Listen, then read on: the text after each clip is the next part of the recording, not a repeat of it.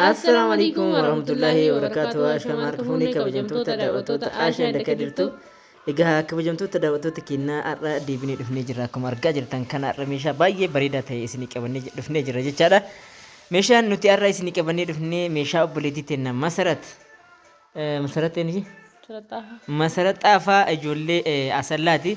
Egaa kabajamtoota daawwattoota keenyaa meeshaan kun asumaan akka ijoolleen Asallallee akka laaltanii itti gammadan ijoolleen Oromiyaa keessa jirtan biyya alaa jirtan hundi keessanuu laaltanii akkasiin itti gammadan meeshaa Masarat Xaafaa meeshaa mana eenyumaa keessayyuu barbaachisuudha.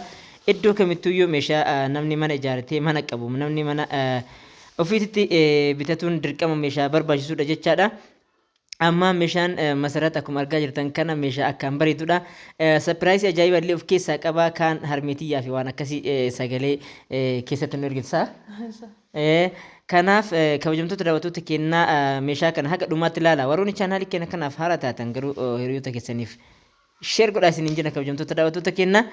Akkasii egaa meeshaan kun meeshaa akkuma argaa jirtan kana dolaaba qabdi waa hedduu of keessaa qabdi biffee qabdi.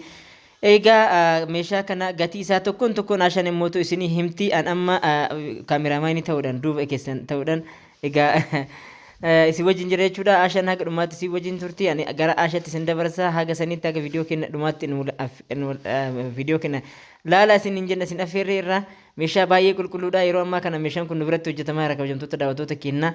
Ofii keenya haala kanaan bira dhaabannee ija keenyaan laallee isin hojjisiifna jechuudha. Aashaan gatii isaa tokko isinitti himti amma. Hayyee daawwattoota keenyaa share like subscribe gochuun hin irraanfatina. Viidiyoo keenya gadhumaatti ilaalaa isin jedha daawwattoota keenyaa. Masarat Xaafaa meeshaa babbareedaa ta'e nu biraa qabdi jechuudha daawwattoota keenyaa. Akkuma argitan kana xarapheeza nyaataa akkaan bareedaa ta'etu jira jechuudha daawwattoota keenyaa. Xarapheeza nyaataa kun abbaa teessoo jahaati. Kun akkuma argitan kana abbaa teessoo jahaati. Xarapheezaan garaachallee haala kanaan habaaboo irratti hojjetamee fi akkuma ajaja isiitiin jechuudha akka footoo isiin argiteetiin hojjetamee fi xumuramee fi bahee gara mana isiitti deemuudha jechuudha daawwattoota keenyaa. Isin hunduyyuu tartiibumaan meeshaa keessan inshaallah akka baafnee bakkaan isinii geenu abdiin qabna. Hojjetamaa jirallee jechuudha warra ajajate kamiifiyyuu guyyaa isaa inni baasuudhaaf. Haala kanaan halkan guyyaa osoo hin jenne hojjettoota asin bira jiran baalamoo wajjin haala kanaan wajji dhaabachuudhaan baafnee xumurree haga gaafa mana warra ga'uutitti alaafinnata fudhannee jechuudha. Haala kanaan isiniif geessaa jirra. Teessoon nyaataa kun abbaa jahaati isiniin jedhee jira. Wambarii garaachaa akkuma isin argitan kana akka fedha isiitiin hojjetamee fi jira. Gatiin isaa yeroo masaratiif hojjetamu qarshii 38dha. Yeroo ammaa kan dabalee jira. Warri barbaadan footoo isaa iskiriinshot gootanii gara keessatti na erguu dandeettanii. Ifaan immoo tuyyuu akka malee waan baay'ateef aduun jechuudha. Meeshichi xiqqoo qulqullinaan mul'ataan jiru dhiifama isiniin jenna. Kaameraalleen sirriitti haga nama ifa godhee mul'isu. Hundumaafuu dhiifama isiniin jenna daawwattoota keenyaa. Amma kallattiiwwan meeshaa itti aantu isin dabarsaa xarapheeza nyaataa kana fakkaata isiniin jedha daawwattoota kiyya. Haga viidiyoo keenyan wajjin turuudhaan share like subscribe gochuun hin irraanfatina. Ammaan gara meeshaa itti aantutti isin dabarsa jechuudha. Isitti meeshaa itti aantu isin dabarsa akkuma argitan kana biffee abbaa balbala shaniitu jira daawwattoota keenya. Biffeen kun hedduu guddaadha daawwattoota keenya. Dhiifama garuu kaameraan lekkii miti har'a. Biffee hedduu guddaa ta'edha. Keessaa akkuma isin argitan kana madardara mukaatiin walga'ee jira. Mastaawatii qaba.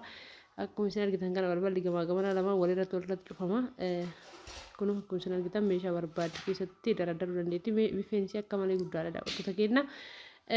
Kabiffeen inni jira yeroo hedduu kabaafnu kanaa gadiiti jechuudha. Garuu kun akkuma isiitii fi akkuma fedhii isiitiin qalamillee ta'ee waan hundi isaatu akka fedhii isiitiin hojjetamee fi jira jechuudha. Akkuma argitan kana masaabaa sadii garaachaa qaba jechuudha daawwattoota keenya. Masaabaan isaa wantoota adda addaa keessa naqachuudhaaf baay'ee namatti mija'a. Dakanaan immoo distii guddaa wantoota barbaadan akka keessa naqaniif haala kanaan addaan immoo murru jechuudha jala isaa haala kanaan dhiifna. Gubbaratti immoo iyyuu meeshaa geexii meeshaa babbareeda meeshaa xiqqaa ta'a waan ta'eef madardara gala jechuudha daawwattoota keenya. Kana fakkaata biffeen obboleettii teennaa. Gatiin biffee kanaa qarshii 38 hojjetame yeroo isiif hojjetamutti amma wanni hunduu meeshaa waddadee jira jechuudha daawwattoota keenya. Hundumaafuyyuu akka isin barbaadan taqqisanii hojjennu abdiin qabna. Asitti immoo dolaaba namni hunduu nurraa fudhataa yookaan immoo ajajataa jirutu jira. Dolaabni kun akkuma isin argitan kana kun tadarraabii qaba gubbarraa iddoo koonfartiin galu jechuudha. Dakanallee immoo balbala 4 qaba masaafaa 4 qaba jechuudha daawwattoota keenyaa. Balbala 4 masaafaa 4 tadarraabii qaba. Uffanni gamaa gamanatti iddoo dachaafamee irra daradaramuu fi garaachaan immoo bakka uffanni itti fannifamu qaba jechuudha daawwattoota keenya. Gatiin dolaaba kanaa qarshii 35 daawwattoota keenya.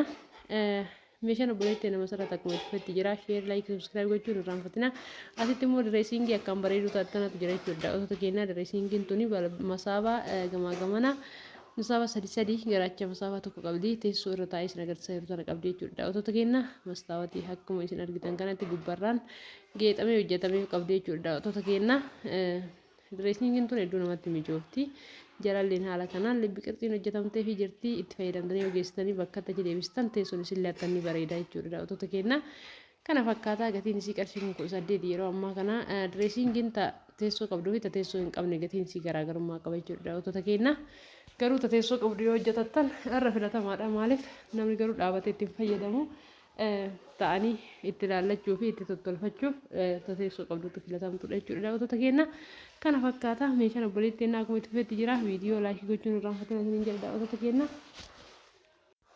hayyee daawwattoota keenyaa kana fakkaatti turiyaan obboleettii naa amma kallattimaan algarraa kan jirtu ibsatinii kennaa viidiyoo sagalee jalatti dhaa jirra jechuudha daawwattoota keenyaa kanaaf jecha akka adiin wajji turaa garuma viidiyoo keenyaatti. Egaa kabajamtoota daawwattoota keenyaa akkuma argaa jirtan kana Ashaan meeshaa hedduu isinitti agarsiiftee gatiilee isinitti himteerti amma gara argaa dabarteeti jechuudha kabajamtoota daawwattoota keenyaa. Algaa kana abbaa koomodiinoo lamaati kabajamtoota daawwattoota keenyaa nu biratti baay'ee beekamaadha. Yeroo baay'ee namoonni tokko iddoo amma nu geexii itti goonu kafallefiitii kana jechuudha. Yeroo ispoonjii nu godhaa jedhantu jira. Akkuma sanitti ispoonjii isinii goona. Maaliif akkaataa ajajaa fi fedhii namaatiin hojjenna malee nuti fedhii keenya meeshaaleen hojjennee dhiyeessinu tokko hin jiru akkaataa diizaayinii isallee wanni irraa hidhafnu irraa itti dabalullee hin jiru jechuudha kabajamtoota daawwattoota keenyaa. Akkaatama fedha keessaniitiin haga jalqabarraa haga dhumaatti hojjechuun bifa kanaan isinii qopheessinee isinii dhiyeessina isiniin jedha. Egaa chaanaalii keenya jaalattanii gara keenya dhuftanii maatii keessaniin wal nu barsiiftanii isinillee nu wal bartanii jechuu keessaniin guddaa itti gammanneerra. Maaliif nullee meeshaa kana binnee yeroo akkanatti isinii dhiyeessinu gammachuu guddaa irraa qabna. Maaliif yaani fedhii namaa yeroo tokko yoo akkanatti haala kanaan guutamee argitu dhugaa dubbachuuf waan ta'e namni yoo irraa gammadu hojii kan keetillee atillee yoomillee itti gammadda jechuudha. Namni hedduu irraa gammadanii gara keessatti dhuftanii nu jajjabisaa jirtan warroonni keessan dhuftanii nu jajjabistan guddaa galatoomaa isin hin jenna. Amma yeroo ammaa kana Ashaan TV staandii isin agarsiisaa jirti jechuudha. TV staandiin tun yeroo ammaa kana qarshii 15,000 hojjetamte buleetii teennaaf kana fakkaataa itti aansuudhaan immoo akkuma Ashaan isin agarsiisaa jirtu kana meeshaalee manaa keessaa istoofii isin kana bitatte jechuudha. Istoofiin kun akkaan namatti tola. Jalaan immoo iddoo meeshaa kaawwatan qaba. Akkuma argaa jirtan kana Ashaan agarsiisaa jirti jechuudha. Balballi isaa lachuu ni banama.